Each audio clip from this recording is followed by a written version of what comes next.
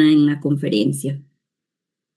Don Armando es contador público y licenciado en administración. Tiene experiencia laboral en las áreas de auditoría, control interno, gestión de riesgo y finanzas. Fue director del Colegio de Contadores Públicos de Lima, además presidente del Instituto de Auditores Internos de Perú, presidente también de la Federación Latinoamericana de Auditores Internos, y ha publicado libros como Contabilidad para Gerentes y Emprendedores. Además, tiene una mención honorífica o honrosa en la Conferencia Interamericana de Contabilidad con el tema Contabilidad Ambiental, un enfoque socioeconómico, y también tiene un premio nacional en el Congreso de Contadores Públicos del Perú.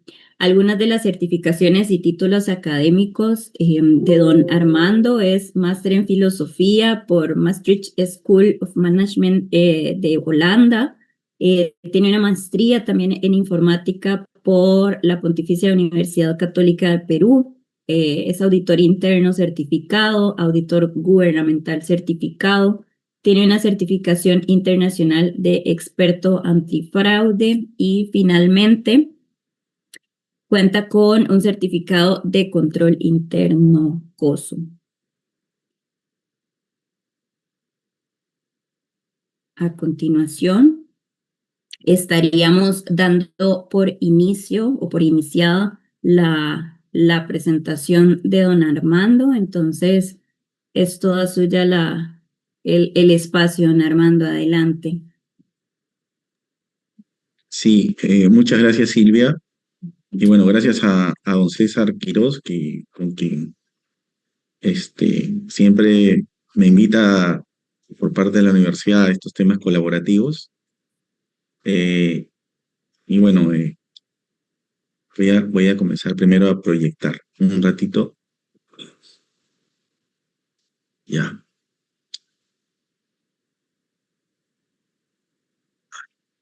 Perdonen que acá la tecnología siempre...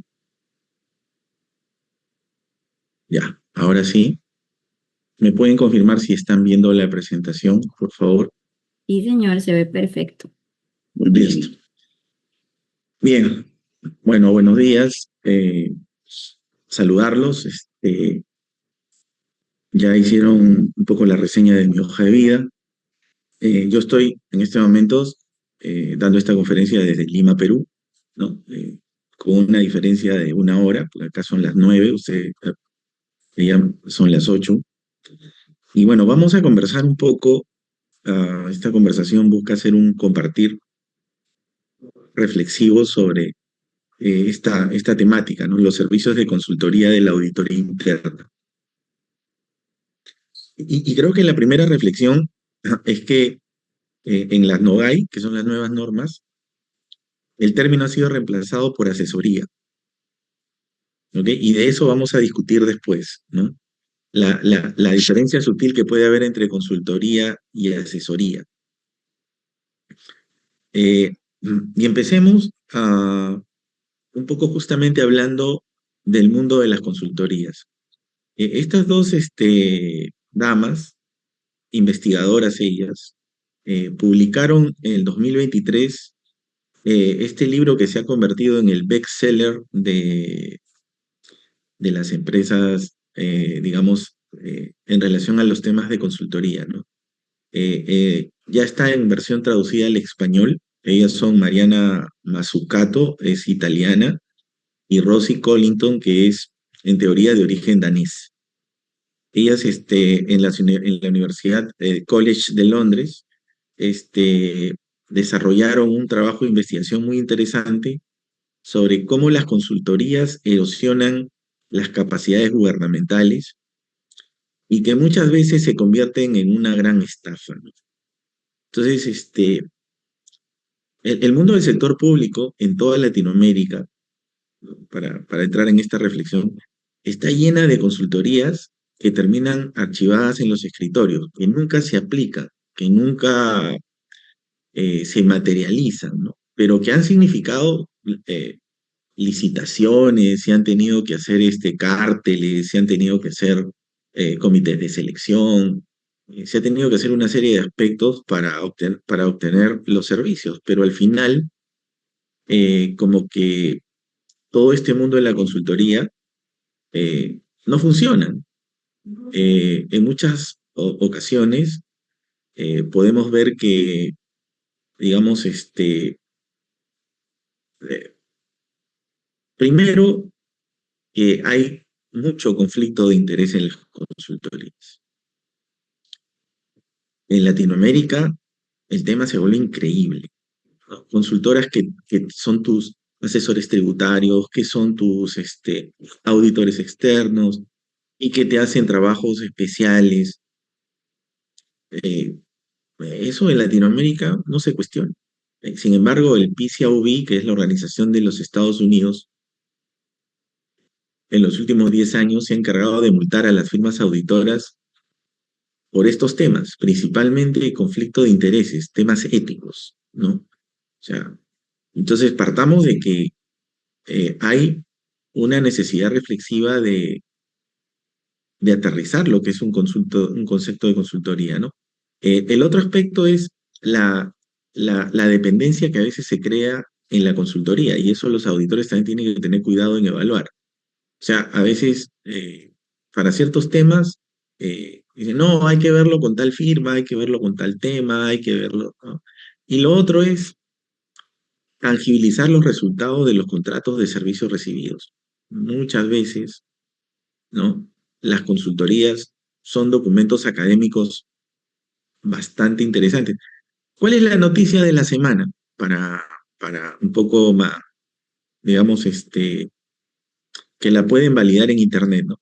En Australia, la entidad supervisora de firmas auditoras y consultoras acaba de multar a Deloitte por presentar un trabajo de consultoría, ¿no?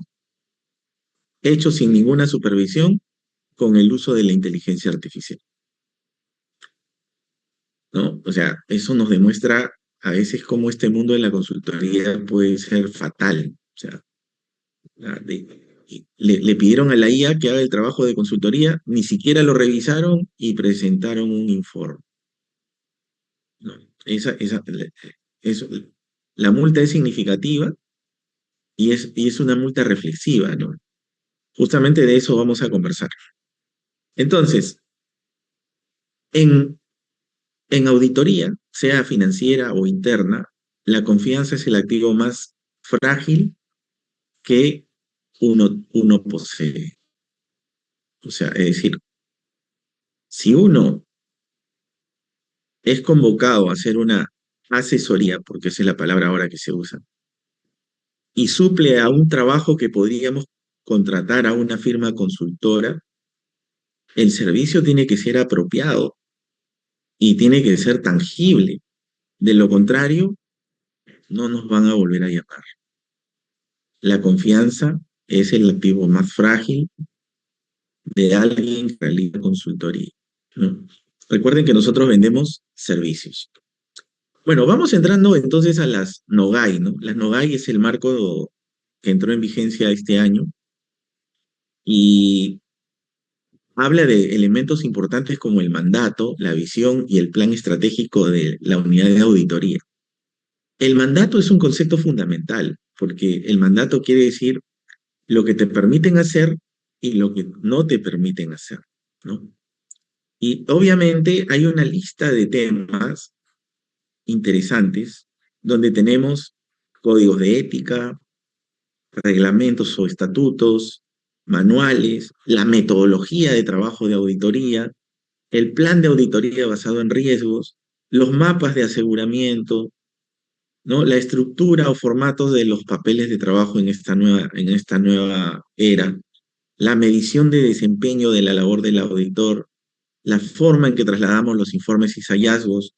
Y aquí, bueno, comienzan a entrar para mí los dos elementos importantes, novedosos de la NOGAI, ¿no? Uno es el uso de la auditoría continua o la auditoría agile o ágil, que está muy de moda, y el otro es las metodologías para actividades de asesoría. O sea, ¿qué quiere decir esto? Que las NOGAI nos dicen, bueno, si tú vas a ser asesor o vas a convertirte, aparte de hacer aseguramiento, vas a trabajar labores de asesoría, desarrolla una metodología donde obviamente vamos a revisar temas como conflicto de intereses, idoneidad, este, temas de independencia, porque hay una serie de problemas cuando uno es asesor, sobre todo en labores de auditoría interna. ¿Qué cosas vienen de la mano con las reflexiones iniciales al aplicar las NOGAI? Bueno, lo primero es que están apareciendo nuevos actores. Yo, por ejemplo, estoy viendo cada vez más la presencia de abogados en temas de control interno por el tema del compliance. Estoy viendo la presencia de matemáticos en labores de auditoría interna por el potenciamiento de lo que es, ¿no? El business intelligence o por el potenciamiento que trae la data analítica, ¿no? O sea, los nuevos equipos multidisciplinarios están eh, haciendo presente a nuevos actores que antes tradicionalmente no formaban parte de los equipos de auditoría interna. Y también, obviamente, nos dan una cara para el tema de la asesoría. Eh, Otro aspecto es criticar el diseño de controles nuevos o modificados y que se desprenden del entorno de trabajo cambiante. O sea, como vamos a ver ahora en algunos ejemplos, la automatización nos ha cambiado la vida, ¿no? Aquí en mi país hay mucha gente que ahora, ¿no? Respira digitalización, tanto en instituciones públicas como en instituciones privadas. Y obviamente eso se debe al fuerte impacto que tuvo el COVID-19 en nuestra vida. Cuestionar la necesidad de realizar informes largos, ¿no? O sea, ya sea en labores de consultoría o en labores de auditoría, ¿no? Eh, lo que tenemos es, ¿no? Una visión, ¿no? Importante de cómo romper el esquema de informes tradicionales. Sobre todo la tecnología hoy día te da una velocidad distinta para eso, ¿no? Entonces, para que eso suceda, hay que proveer al personal de herramientas tecnológicas apropiadas y con las licencias y actualizaciones apropiadas, ¿no? Los temas de seguridad cuando haces trabajos desde ambientes remotos, ¿no? La implementación de la auditoría continua y ágil y la relación entre el mapa de aseguramiento y el concepto de las líneas o las líneas operativas o líneas de defensa, como se conocían antes. Entonces, para entender un poco el rol que el auditor recibe en esta visión que le vamos a llamar asesoría, vamos a abrir las puertas de las normas y vamos a empezar con el dominio 1, porque es un dominio clave, ¿no? O sea, si las normas las vemos como un edificio que tengo que ir subiendo piso a piso, el dominio 1 es el dominio base porque es el dominio que soporta a los demás dominios, ¿no? Y tiene que ver con el propósito de la auditoría interna, ¿no? Entonces, las normas establecen eh, los conocimientos que trataremos digamos, de materializar en cuanto a estándares y cómo estos estándares afectan mi rol, ¿no? Entonces, la norma dice, ¿no? La auditoría fortalece la capacidad de la organización para crear, proteger y sostener su valor al proporcionar al Consejo y a la alta dirección asesoramiento, prospectivas y previsiones de manera independiente, objetiva y basada en riesgos. Entonces, ojo con eso. Vuelvo a recalcar, ¿no? Bajo las nuevas normas, la palabra es asesoramiento, ¿no? ¿Ok? Entonces, nosotros debemos tener una serie de requisitos, no voy a detallar más eso, pero nos debemos a varios elementos. Y uno de estos elementos es que la auditoría debe realizar evaluaciones objetivas de los riesgos más importantes para la organización. su mandato está en función a eso. Y ahí aparecen los dos roles, el rol asegurador y el rol de asesor. ¿Cuál es el más común?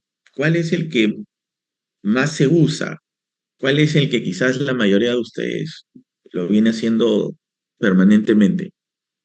Aseguramiento, ¿no? Es el auditor en su visión tradicional, a veces hasta policial. Pero la labor de asesoría requiere un cambio, porque eh, la asesoría implica un acompañamiento, ¿no? Yo soy asesor de tesis, voy a poner un ejemplo. Asesoro trabajos de investigación. Entonces, yo no hago el trabajo de investigación, yo acompaño a la persona haciendo su trabajo de investigación para que se titule y en el camino yo les voy dando precisiones eh, sobre la metodología, sobre el uso de eh, temas de copyright, como usando el Turnitin y otros elementos, ¿no? Entonces, asesorar significa acompañar, ¿no? El consultor a veces no te acompaña, te da una visión muy puntual y se va. El asesor está permanentemente contigo. Por eso yo creo que cambiaron el término. Y aquí viene un elemento importante, ¿no? El interés público, ¿no? O sea, es decir, eh, las normas globales han sido desarrolladas en base a el interés público. ¿Y qué es el interés público, señores? El interés público es lo que la sociedad quiere, ¿no? Y de eso muchos departamentos de auditoría se han olvidado, ¿ok? El interés público significa que yo me debo a la sociedad y mi trabajo de auditoría debe estar orientado a mejorar la calidad de vida en Costa Rica, ya sea auditando una escuela, auditando un hospital, auditando un laboratorio, auditando un centro de servicios de cómputo. Pero todos existen para generar el bienestar en el país. Entonces, cuando tú centras tu trabajo y entiendes que no es simplemente cumplir con un estándar, sino es velar por el interés público, estamos en el camino correcto. Por esta razón, este documento que es el NOGAI ha sido validado con INTOSAI, que regula a las entidades supervisoras de fiscalización como la Contraloría, el Banco Mundial, el FAC, la OECD y otros, ¿no? El interés público se materializa, ¿no? Por ejemplo, yo la vez pasada estaba dando una charla a médicos, ¿no? Y le decía, ¿no? ¿Cuál es la misión de un médico? ¿Cómo se centra la misión de un hospital, de una clínica, de un centro de atención médica local? A partir del COVID, ¿no? Creo que quedó más claro, ¿no? Entonces yo, un joven médico que estaba en la charla, levanta la mano y me dice, bueno, nuestra, el interés público de nosotros, nuestro fin como institución es primero el paciente, segundo el paciente, tercero el paciente, ¿no? O sea, es decir, si yo percibo que un trabajo de auditoría en una entidad de salud no está orientado a ver si tienes manuales, si no tienes manuales, si tienes sistemas, si no tienes sistemas, si atendiste bien, si atendiste mal, si reclamaron, si tienes los equipos, si tienes la infraestructura. No, el fin último en esta cadena de valor es el paciente. Y obviamente el auditor, cuando hace una recomendación, técnicamente o implícitamente está velando por el interés público, que es la calidad de servicios que se le da a un paciente, ¿no? Si hablamos del sector educativo, ¿dónde se materializa el interés público? En el estudiante, ¿no? Entonces, cuando la auditoría trasciende y se da cuenta que su fin no es un manual, no es un comprobante que no tiene visto bueno, ¿no? Sino es el impacto que sus acciones tienen en en el interés público, o sea, en el crecimiento de un país. Una empresa correctamente auditada, con observaciones que rápidamente suceden y con buenos resultados económicos en el sector privado, quiere decir que ha hecho clic con la ciudadanía en Costa Rica, quiere decir que su producto ha pegado, es de interés público y obviamente le genera dinero a sus accionistas. Pero la finalidad de cualquier empresa en el país es hacer ese clic, ¿no? Hay muchas empresas en Costa Rica que han llegado con con mucha bulla y se han ido por la puerta falsa, porque no hicieron clic con el interés público, ¿no? El interés público es la idiosincrasia de Costa Rica y el interés de los costarricenses sobre lo que ese producto les puede brindar apropiadamente, ¿no? Entonces hay productos que recién están en proceso de hacer eso, ¿no? Por ejemplo, ahora está muy de moda los autos híbridos, ¿no? Que es manejar autos con electricidad y combustible, pero eso recién socialmente está haciendo clic. O los autos autónomos, que son Uber, por ejemplo, en San Francisco, California, llamas a un taxi y se aparece un taxi sin chofer, ¿ok? Ahora, ¿eso contribuye al bienestar del interés público? Claro, sí. El futuro es ese, ¿no? Bueno, entonces, eh, la auditoría ofrece perspectivas importantes, entrega valor, ¿no? Mejora la calidad interna y externa, entre otros, ¿no? Entonces, en una pirámide de madurez, ¿qué encontramos? Que la auditoría hoy debe convertirse en un socio de negocios y tomar un papel importante en la transformación de las organizaciones. Y eso lo vamos a ver ahora al final. Analiza, ¿no? Los riesgos y utiliza o aborda un enfoque con una perspectiva más crítica. Eso se llama pensamiento crítico. Aporta conocimiento de la industria, experiencia, ¿no? Hace una comprensión apropiada de los procesos y obviamente genera la necesidad de nuevas habilidades. Y eso es lo que vengo a compartirles un poco, porque cuando uno pone el sello de la palabra consultoría o asesoría en una charla como esta, viene a retar a la gente, ¿no? Retarla a ver sus habilidades, ¿no? No cualquiera es asesor. La asesoría es un concepto de mayúsculas bastante intensa, ¿no? Entonces, el nivel de madurez de los auditores, sobre todo hablando de pensamiento crítico, requiere mente abierta, enfoques para analizar la situación. Por ejemplo, podemos utilizar diagrama Ishikawa, podemos utilizar el árbol de problemas, podemos utilizar el enfoque de las 5 por qué, ¿no? Entre otros, ¿no? Entonces, ¿cuál es el futuro de la auditoría? Y cómo esta charla de asesoría encaja en ese futuro? Bueno, en el enfoque tradicional, los auditores usualmente estamos en control interno, estamos en gestión de riesgos, pero rara vez estamos en gobierno corporativo. Por eso, de repente, la palabra consultoría inclusive puede sonar demasiado académica. Tenemos dos tipos de servicio, el que siempre hacemos, aseguramiento, y tenemos el no tradicional, asesoría, antes llamada consultoría. Muy pocas empresas le hacen requerimiento a sus auditores sobre esto.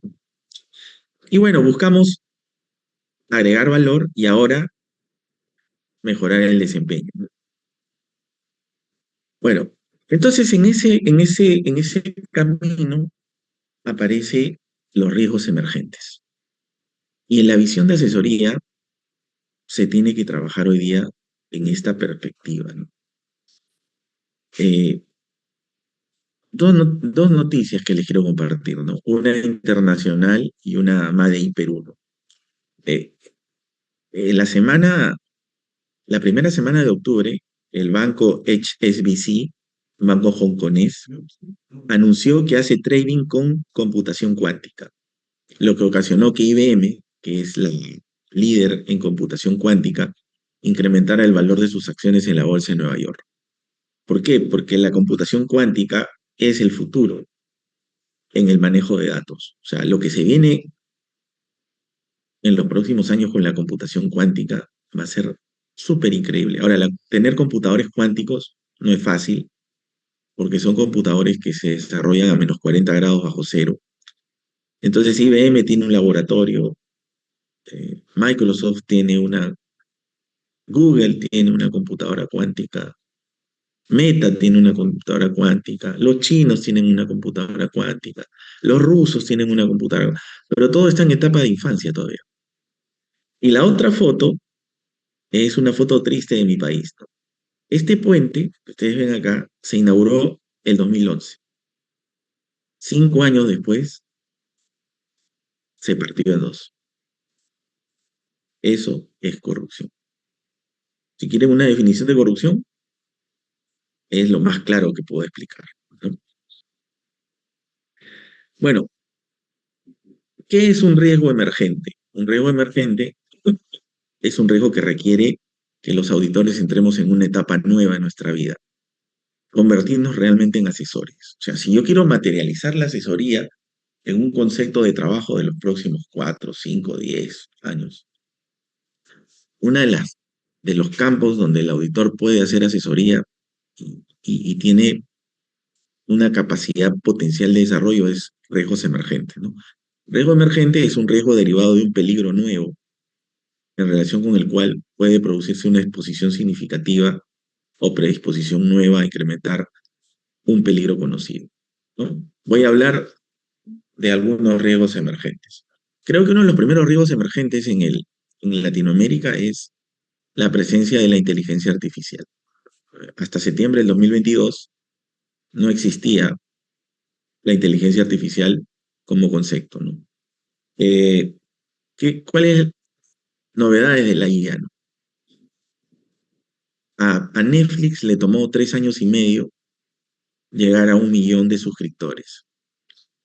A Instagram, que es una de las últimas aplicaciones de redes sociales, le tomó 2 meses y medio llegar a 1 millón de suscriptores.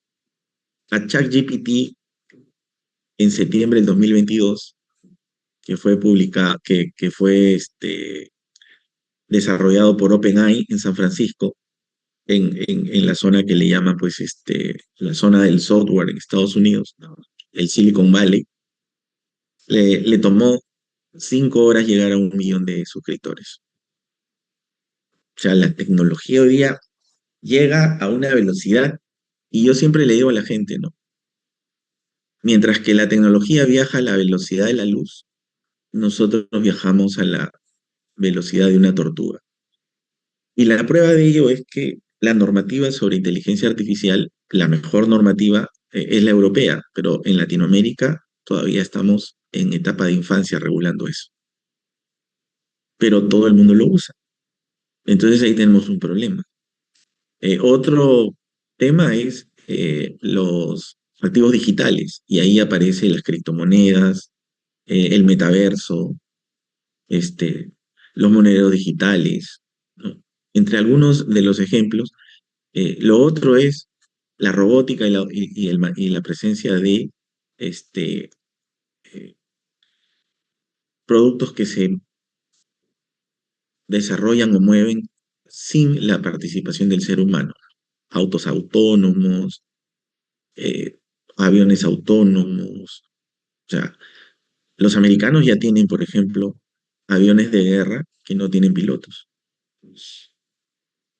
¿no?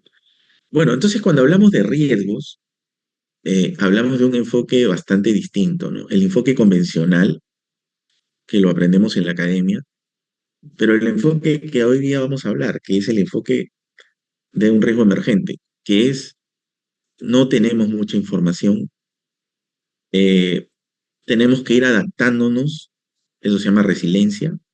Los controles son muy pequeños, muy poca regulación, por ende la exposición es más alta. Indicadores de su presencia, a veces cuando aparecen ya es muy tarde. Factores impulsores, como el poco entendimiento de los conceptos y un marco legal ausente o poco desarrollado. Entonces, usualmente para riesgos emergentes usamos computación cognitiva, o sea, el uso de robótica e inteligencia. Usamos entrevistas con expertos y usamos indicadores y proyecciones de trabajo. Voy a hacerles un par de ejemplos, ¿no? Leyendo estas revistas de este, el futuro, ¿no? ¿Cómo va a ser el mundo en 2035?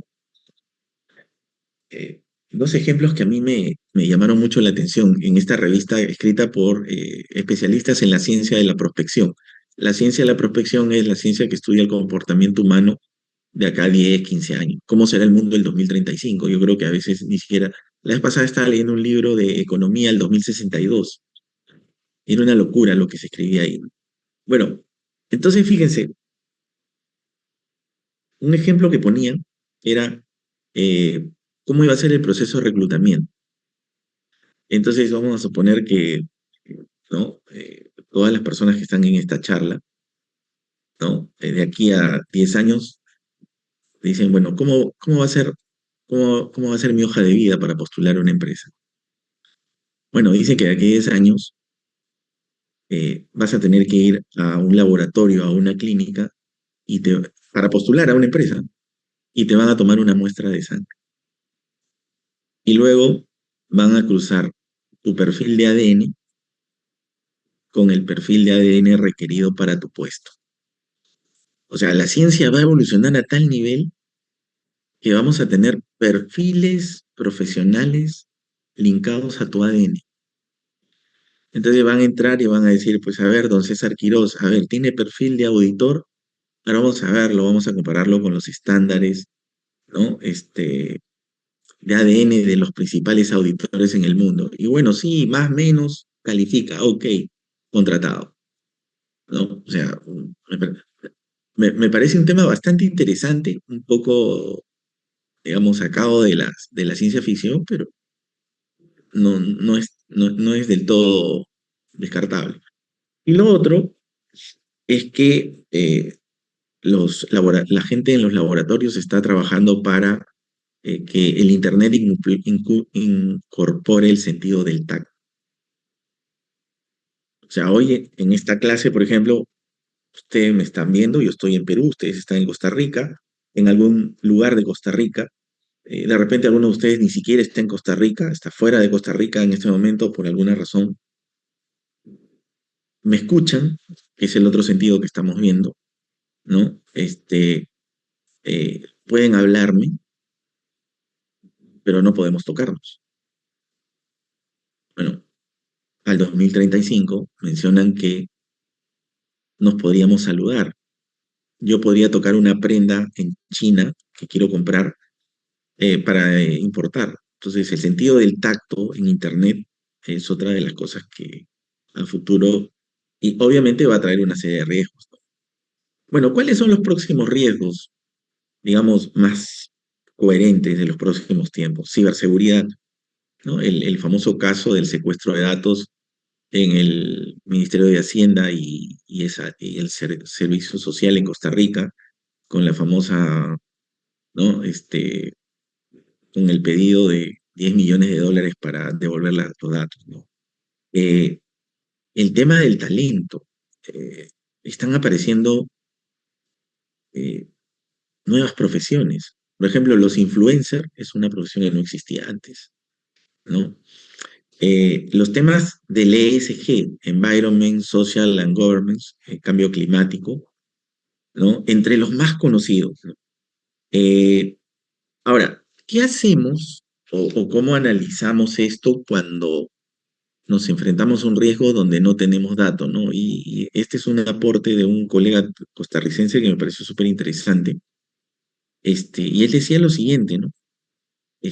Cuando existen datos ilimitados o se producen cambios sin precedentes donde no hay estadística, ¿qué debemos poner de manifiesto? Bueno, el juicio profesional, ¿no? Entonces, en este ejemplo que, que copio, este, en la Primera Guerra Mundial aparecen los aviones como un elemento nuevo, o sea, era un riesgo emergente, ¿no?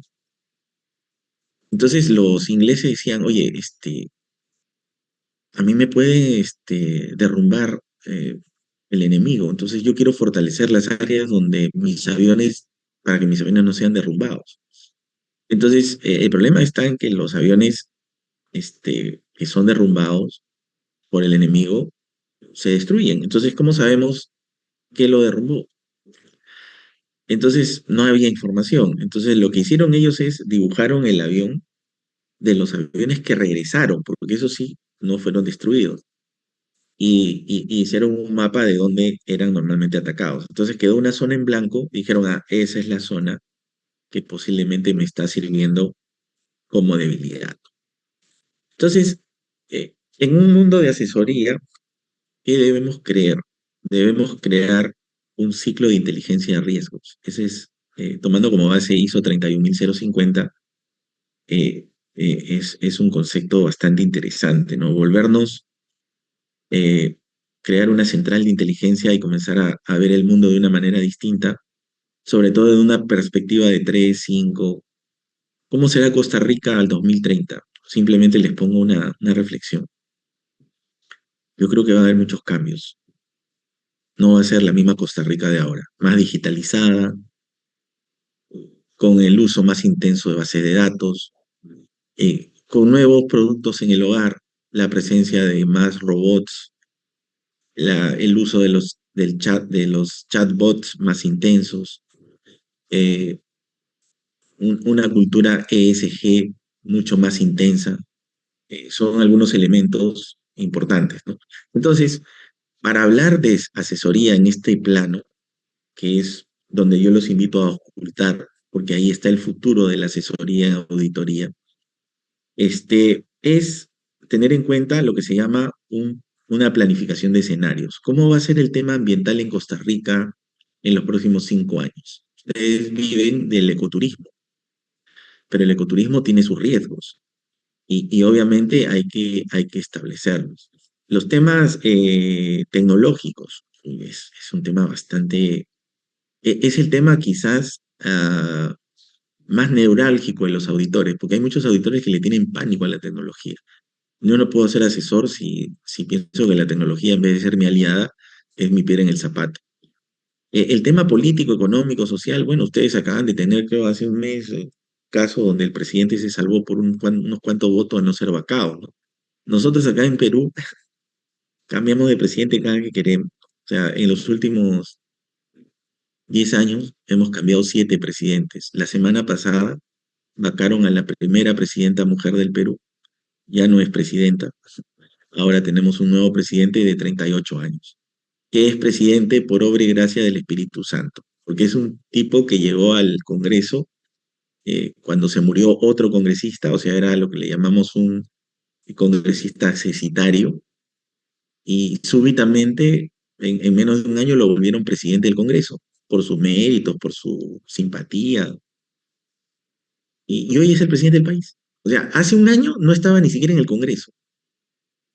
Se murió alguien, entró al Congreso, y al año y medio, no un poco más ha sido, lo nombran presidente del Congreso, y justo derrocan a la presidenta, y como la ley peruana dice que cuando se derrocan al presidente, y falta un año, menos de un año para las elecciones, quien asume la presidencia es el presidente del Congreso, ahora es el presidente de la Nación, ¿no? Nosotros hemos tenido 6 presidentes en los últimos este, 10 años. De los 6 presidentes, 5 están en prisión. Cuando quieres ver a los presidentes, hay una prisión que se llama Barbadillo acá, y puedes pedir una cita y cuarto por cuarto, así como cuando va a un museo, uno va viendo a cada presidente preso. Bueno, y el otro aspecto es el aspecto regulatorio. La regulación sí, definitivamente está cambiando, ¿no? Tenemos un perfil de cambios regulatorios en todos los campos, ¿no? Y eso es lo que, y yo lo que le digo a la gente es algo que sí es importante que ustedes sepan. donde el asesor tiene bastante que pensar. Las multas cada día a las cuales se someten a las fallas humanas o a las fallas empresariales se han vuelto más altas, ¿no? Bueno, si hablamos de ESG, ¿no? Ya estoy, creo en el tiempo, así que voy a tratar de ser rápido en esta parte. En el tema de ESG, nosotros como auditores necesitamos reinventarnos y hay que estar más metidos con temas de la huella de carbono, por ejemplo, que contamina la capa de ozono, ¿no? Hay que analizar los riesgos climáticos, el estrés hídrico, el manejo de las aguas. Costa Rica tiene muchos ríos, ¿no? Eh, la biodiversidad, ¿no? Las emisiones atmosféricas, los temas de ruidos o residuos peligrosos en la ciudad, manejo de basura, ¿no? El fomento de una economía circular de reciclaje, entre lo más importante. Yo cuando estaba en Costa Rica he visto reciclaje de residuos de vegetales, ¿no? Plasmados en sobres, me pareció súper interesante. El pilar social, ¿no? Ahí hablamos de capital humano, la responsabilidad del producto, o sea, eh, cuáles son las advertencias que le ponemos a la gente en los productos, ¿no? Por ejemplo, en el cigarro hay una advertencia que dice fumar es dañino para la salud, pero ¿cuántos productos no tienen? Por ejemplo, el talco para niños Johnson no tiene una etiqueta que diga que ese producto puede generar cáncer, y por si acaso sí lo hace. Responsabilidad en la cadena de suministros y las oportunidades laborales, y ahí donde estamos hablando un poco del activismo social. Nosotros tenemos aquí hoy día un gran problema en este tema de oportunidades sociales. En los últimos 2 meses ha aparecido una nueva corriente bastante peligrosa, que es la generación Z. Entonces la generación Z ahorita está saliendo a las calles, falleció la semana pasada en una manifestación de la generación Z una persona. El tema se está volviendo bastante eh, caliente porque la generación Z siente que el gobierno no cumple con su rol social y sale a manifestarlo, ¿no? Eso es manejar el tema social. Y tenemos la parte de gobernanza donde tenemos el tema del manejo operativo corporativo y también la ética en los negocios, las prácticas de corrupción, blanqueo de dineros, entre otros. Eh, un reto. Si mañana en la empresa donde yo estoy entra la robotización, cuál sería mi rol asesor? Bueno, mi rol asesor es ver cómo se traslada la tecnología de un mundo a otro. Y hay una regla muy importante que como asesores no debemos perder de vista, ¿no? La automatización aplicada a una operación eficiente aumenta la eficiencia, pero la automatización aplicada a la ineficiencia aumenta la ineficiencia. Y muchas veces los auditores miramos nada más. Ahí hay campo para la asesoría. Vamos a ver un ejemplo, ¿no? Este es un caso de un proceso de cuentas por pagar que tiene 10 minutos para realizarse por transacción, 90% de exactitud y 3 empleados dedicados al proceso. Llega la factura por internet ahora, que se convierte en un formato para que sea leído por la computadora, se procesa y se programa el pago. Automatizo el proceso, incluyendo la robótica. Tiempo promedio de transacción, 3 minutos. Exactitud 100%, un solo empleado. Fíjense ustedes que ahora muchas de las cosas que se hacen manualmente están siendo reemplazadas por aplicaciones informáticas.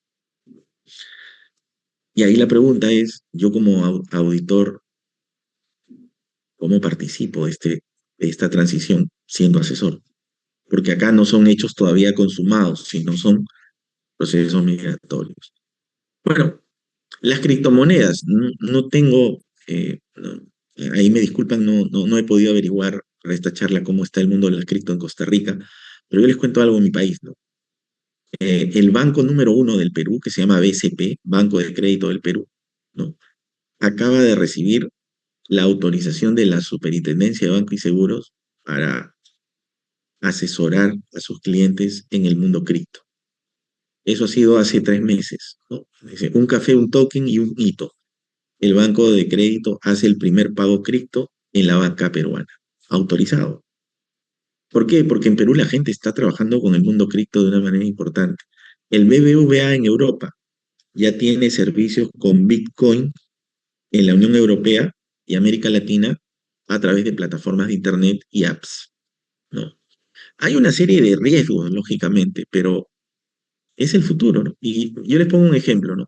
Si yo quiero enviarle plata a un amigo en España para que me haga algún trámite, o viceversa, de España me envíen a Costa Rica dinero, por el banco, por cada $1.000 yo recibo 940. O sea, en la intermediación transaccional pago $60 o más. Con las Bitcoin, la comisión por envío de dinero es 0.10, o sea, yo recibo $990 o euros. En mi país, está entre los 10 países que más usan criptomonedas, principalmente si se está utilizando para enviar dinero hacia afuera o desde afuera. Si lo haces en un día normal, no hay riesgo de volatilidad y tendrías mala suerte que te toque ese momento, ¿no? Entonces se está volviendo muy intenso. Y bueno, para terminar, ya eh, el, quería comentarles un tema reflexivo. No sé cómo está en Costa Rica el tema. Voy a hablar de la realidad peruana. Esta consultoría en gestión antisoborno hizo 37.001, ¿no? Bueno, lo que voy a decir puede sonar duro, ¿no? Pero en Perú es una gran estafa, tomando como base la parte reflexiva. ¿Y por qué es una gran estafa en Perú? Ah, ya. Porque Perú es el país que tiene más certificaciones en el mundo de gestión antisoborno. La norma se fue publicada el 2016 por ISO y al 2023 nosotros encabezábamos con más de 2.500 empresas certificadas en gestión antisoborno. Con esa estadística, donde muchos consultores se han llenado de dinero y muchos auditores que son parte de estas empresas no han dicho nada, mi país pasó del puesto 101 en el índice de corrupción al puesto 127 para peor. O sea, teniendo 2.500 empresas certificadas, incluyendo empresas del Estado y empresas privadas que hacen negocios con el Estado, yo esperaría que la corrupción baje, ¿no? La corrupción se fue para peor. O sea, de 200 países donde 200 es el peor ranking, nosotros estamos en el puesto 127. Nueva Zelanda no tiene ninguna certificación en ISO, ninguna, y está en el puesto 2. Ese es el mundo de la consultoría. Muchas veces, no, bueno, y acá se ha llenado de plata abogados, auditores, ¿no? La verdad que es un escándalo, ¿no? Bueno, espero que esta reflexión sobre la asesoría y el mundo de la auditoría interna eh, los haya movido un poco, ¿no? No sé qué pensaban antes de esta charla y no sé qué piensan ahora, ¿no? Pero algo que es importante llevarnos de esta sesión es que tenemos que reinventarnos, que la- la- yo conversaba en un foro hace 3 días que me invitaron y ahora, bueno, nosotros estamos lanzando, yo trabajo en una universidad, estamos lanzando una nueva maestría en auditoría interna, la versión 10, la promoción 10. Y ahora todos los cursos suenan como inteligencia artificial, business intelligence. El problema es, ¿tenemos auditores preparados para dictar cursos de esa índole? ¿Tenemos a gente preparada? Eh, o sea, tengo que reinventarme, porque, ojo, que los riesgos emergentes vienen a una velocidad tal que no te permiten muchas veces prepararte. Son así de inmediatos. ¿Ok? Bueno, muchísimas gracias. Y bueno, de acuerdo a lo que el protocolo que habíamos establecido, quedo a su disposición para preguntas. Adelante, Silvia, creo que te va a moderar las preguntas. Adelante.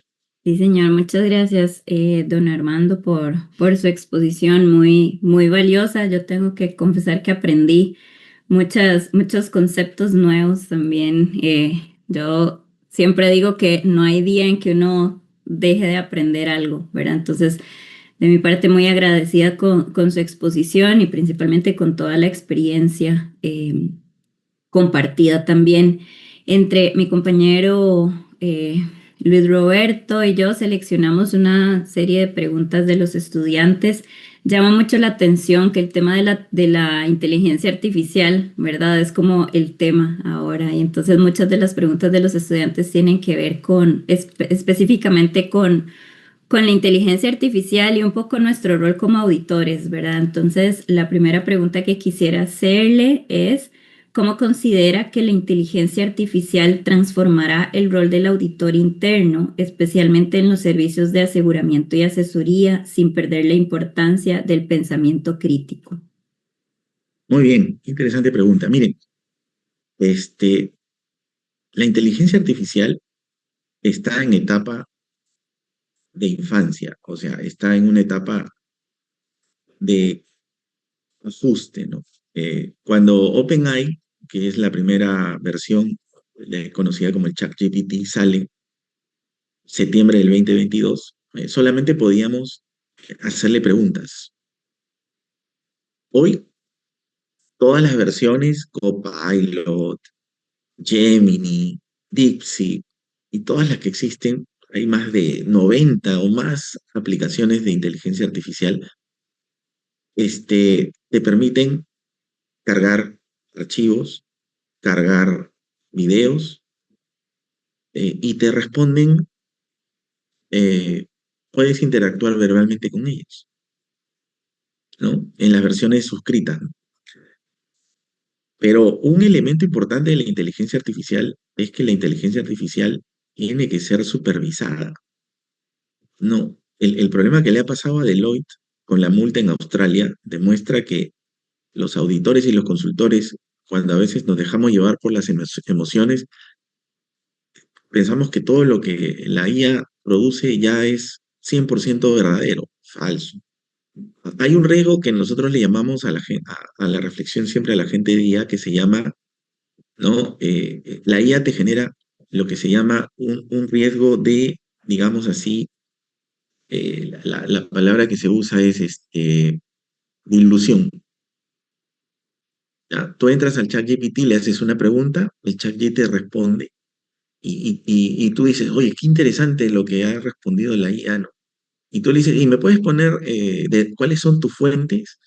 Y ahí comienzan los problemas, porque cuando uno va a validar las fuentes que utilizó la IA para responderte, no coincide, ¿no? Entonces, porque la IA tiene conceptos todavía en etapas de ajuste. Entonces, trasladado al mundo de las empresas, nosotros como auditores tenemos una serie de aspectos que tenemos que cuidar. Primero, la confidencialidad de la información. Si yo la voy a subir a una plataforma de IA, puedo estar rompiendo convenios de confidencialidad.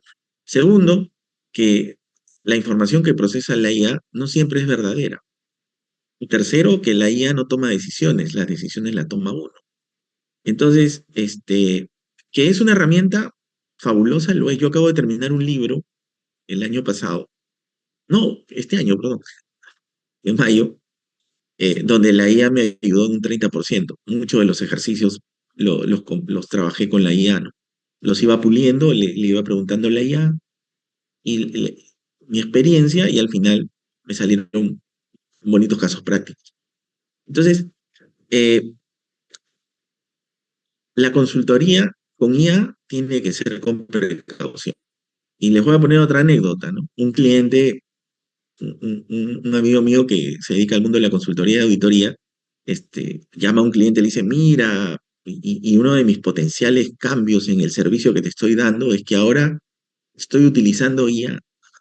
Y el cliente le dice, bueno, si estás utilizando IA, entonces, ¿en cuánto me vas a reducir tus honorarios? ¿No? Porque la sensación es que, bueno, si el trabajo lo vas a hacer con IA, pues el tema se tiene que volver más barato. Entonces, la consultoría y el mundo de la auditoría con la IA, yo recomiendo que se haga con bastante cautela. Todavía no estamos preparados para abordarla con un nivel de confianza muy alto. Yo le diría, ¿no? Es una buena herramienta, pero tenemos que tener un nivel de desconfianza porque la IA te genera ilusiones. Cuando la IA no sabe, te responde igual. Y a veces te responde cosas con tal coherencia que te hacen creer que es verdad. Eso se llama ilusión. Hay que tener cuidado con las ilusiones que IA vende. Y obviamente hay que tener la autorización de la empresa para usarla, porque un gran problema de la IA es que también te genera problemas a veces en cuanto a autorizaciones. Listo, eso sería mi comentario. Muchas gracias, don Armando. Adelante, Luis. Hola, don Armando, buenos días y a todos las personas que están presentes hoy. Don Armando, dentro de las preguntas hay un tema recurrente. Entonces yo quiero planteárselo a nivel general para no escoger una pregunta. Los y las estudiantes están preguntando mucho por cómo prestar los servicios de asesoría sin comprometer la independencia y la objetividad. Claro, ese es un tema bastante importante, ¿no? Una de las razones por las cuales en la norma anterior la palabra consultoría no pegó es porque a los directorios, a los comités de auditoría, les complica supervisar esas actividades por los conflictos de intereses que se pueden presentar. Entonces, una manera muy práctica de no meterse en problemas es decirle al auditor, tú en consultoría, multiplícalo todo por cero. No te quiero ver en consultoría. Pero eso es una salida práctica muy coercitiva, ¿no es cierto? El auditor debe tener espacio para entrar al campo de la asesoría, pero los conflictos de intereses tienen que estar claramente manejados. Yo no puedo hacer asesorías en situaciones donde mi independencia se puede poner en riesgo o de manifiesto. Las asesorías típicas son capacitaciones, revisiones de sistemas antes que pasen a producción, revisión de manuales antes que se publiquen, ¿no? Participación en discusiones gerenciales, dando tu aporte sobre control, riesgos. O sea, pero cuando te metes a ciertas actividades que podrían ser hechas por un tercero y tú las asumes porque esa es asesoría. Vamos a poner un ejemplo, ¿no? Quiero comprar otra empresa. Digo, bueno, vamos a hacer due diligence. Que lo haga mi departamento de auditoría interna. Eso es asesoría. Pero eso me genera conflicto de intereses a futuro, porque como yo he formado parte del análisis de la compra de esa unidad de negocios, inmediatamente mi equipo no lo puede auditar, porque definitivamente yo tengo ahí un rol de juez y parte, ¿no? Entonces, este, por otro lado, eh, la asesoría en algún momento podría llevarnos al escenario donde diga, bueno, si esto se lo preguntamos al auditor y él dijo que sí, ahora nos sale que nos está observando, ¿me entiende? Entonces, hay que cuidar, por eso el instituto en las NOGAI establece que tenemos que generar una metodología. Esa metodología tiene que definir qué acepto como consultores hacer, qué cosas puedo asesorar y qué cosas definitivamente no deben ser menester, porque hemos llegado a la conclusión que se puede estar generando un conflicto de intereses. Esa es la manera práctica, por eso el documento del IA dice hay que desarrollar una metodología. Ese sería mi comentario. Muchas gracias, don Armando. Otro tema que ha sido recurrente también ¿verdad? En las preguntas que han elaborado los estudiantes está relacionado con el tema de los riesgos emergentes, ¿verdad? Y un poco relacionado también, creo que la inteligencia artificial es algo que va a estar a partir de ahora siempre ¿verdad? En nuestra vida. Entonces, un poco relacionado a estos dos temas, quisiera consultar es cómo las nuevas tecnologías, ¿verdad? Y la inteligencia artificial propiamente pueden ayudar a los auditores a detectar como esos riesgos emergentes y también cómo podríamos nosotros como auditores, ¿verdad? Desde nuestro rol poder contribuir justamente a esa detección de los riesgos emergentes que eventualmente puedan afectar el interés público también. De acuerdo, mire, de acuerdo a lo que es el tratamiento de un riesgo emergente, La pauta número 1 lo da la ISO 31050, que es el único documento técnico que hoy día existe que te desarrolla una metodología. Y la ISO 31050 te habla, punto número 1, de analizar los nuevos horizontes, o sea, escenarios posibles. Y los nuevos horizontes requieren un trabajo de inteligencia al riesgo. Es decir, si yo me voy a meter al campo digamos, de los riesgos emergentes, la data me puede servir históricamente para ver futuros escenarios, ¿no?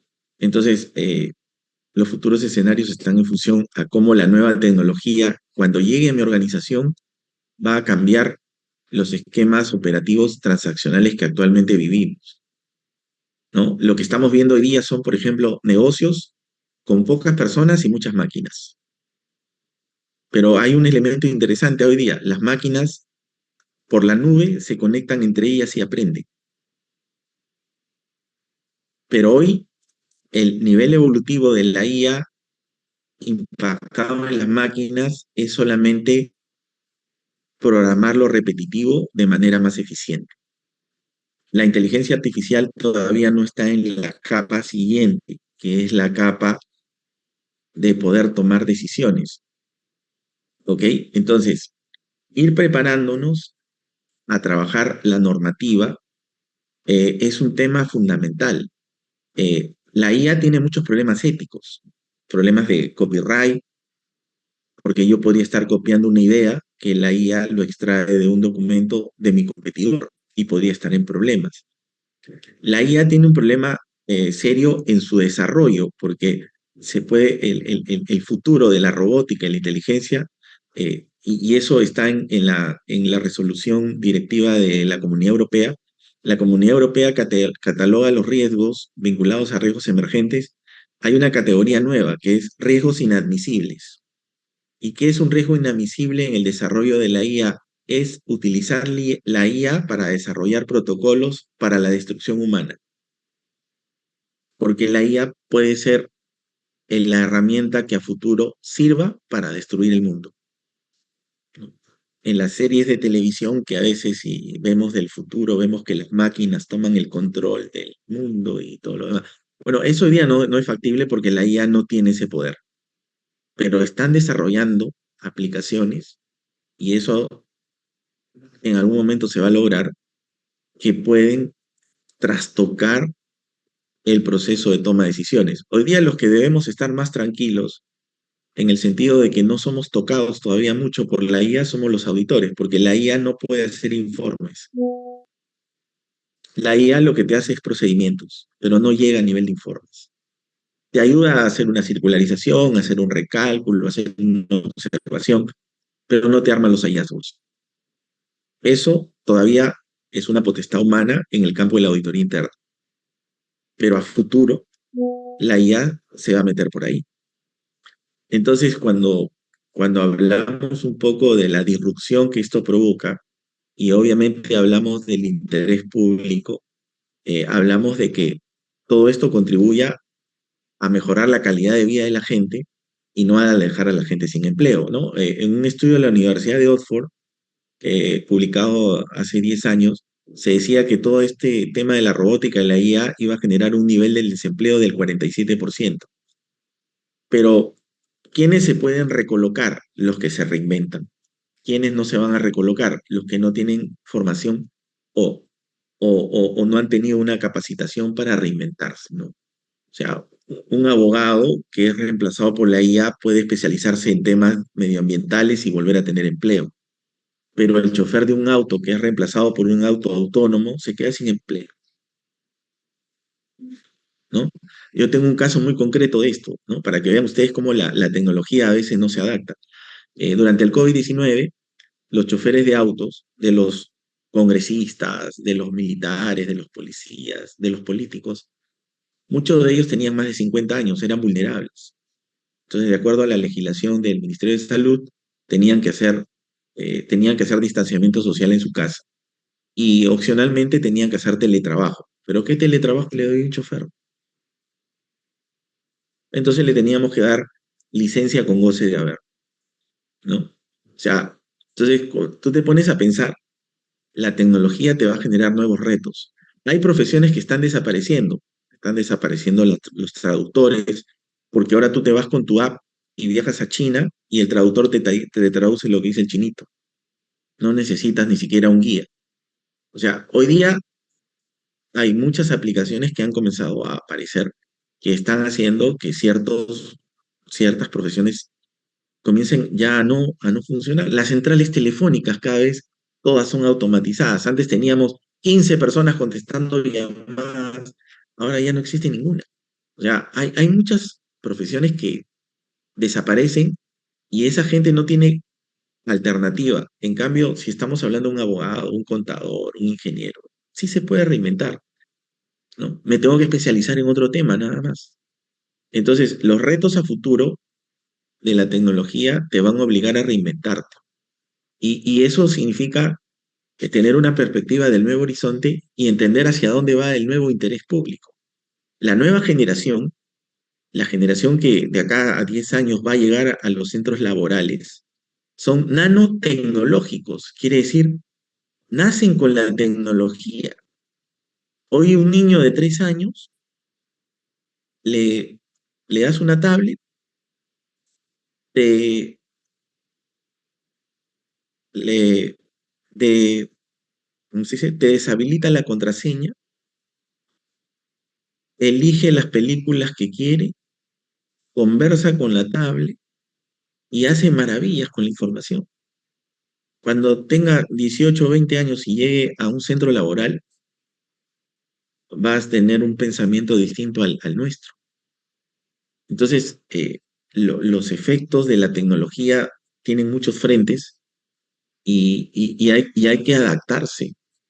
Yo creo que como seres humanos, esa es una de las características más interesantes que tenemos. Nos adaptamos, pero no tenemos capacidad de ver el futuro. Entonces, la norma te dice, trabaja un centro de inteligencia de riesgo, o sea, trabaja escenarios, comienza a pensar, adquiere información y comienza a pensar no solamente en el sector privado, sino en el sector gubernamental, cómo va a ser la vida de acá a 3, 4, 5 años y si yo estoy preparado para seguir siendo un profesional acto en ese tiempo. Yo se lo digo a mis alumnos en la universidad. Pues, ¿cuándo van a terminar? El 2027. Bueno, el 2027, muchas de las cosas que hoy día conocemos ya no van a existir. Yo recuerdo que hace 5 años, cuando viajaba a un curso, tenía que llevar un CD con mi presentación. Hoy con la plataforma Zoom lo hacemos de una manera maravillosa y rápida. Y Zoom es algo que sí existía antes, pero no a la intensidad que hoy día tenemos. Pero de acá a unos años, eh, Meta está sacando una nueva forma de comunicación. Posiblemente migremos a eso. Entonces, poco a poco, el mundo nos va retando. Hay que tener poder disruptivo. Poder disruptivo es saber adaptarse. La diferencia es que antes teníamos 1, 2, 3 años para adaptarnos. Ahora solamente tenemos semanas.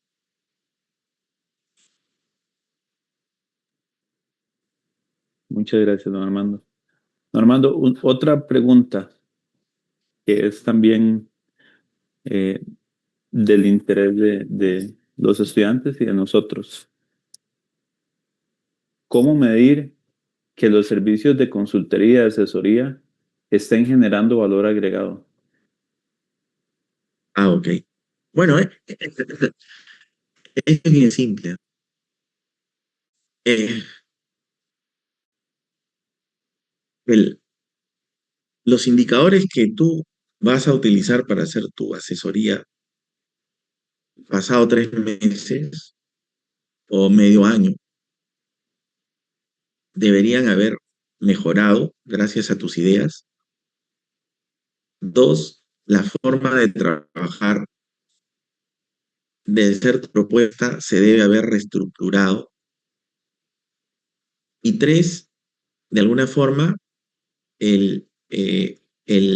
la productividad de esa área debe haber mejorado. Si tú después de 6 meses regresas y tu informe está en un escritorio y la gente sigue haciendo lo que hacía antes y las observaciones siguen siendo las mismas, no has hecho nada. O sea, la única forma de medir el impacto de tu consultoría es que el indicador mejore. Entonces voy a poner un ejemplo. ¿Ah? En Bolivia llegaron unos economistas a hacer una consultoría sobre política pública y tomaron medidas económicas drásticas en la economía del país, o sea, medidas económicas vinculadas a decisiones de cortar presupuestos, impuestos y todo lo demás. Y entonces estos economistas que venían de una universidad americana le decían a su traductor, por favor, llévanos a una tienda, a una tienda, popular, o sea, a una tienda de barrio, ¿no? A una tiendita donde vendan pan, galletas, bebidas, que la gente del barrio va y compra normalmente. ¿Ya? Iban a los diferentes cantones o distritos y preguntaban, "¿A ¿cómo está el kilo de huevo?" Tanto, anotaba.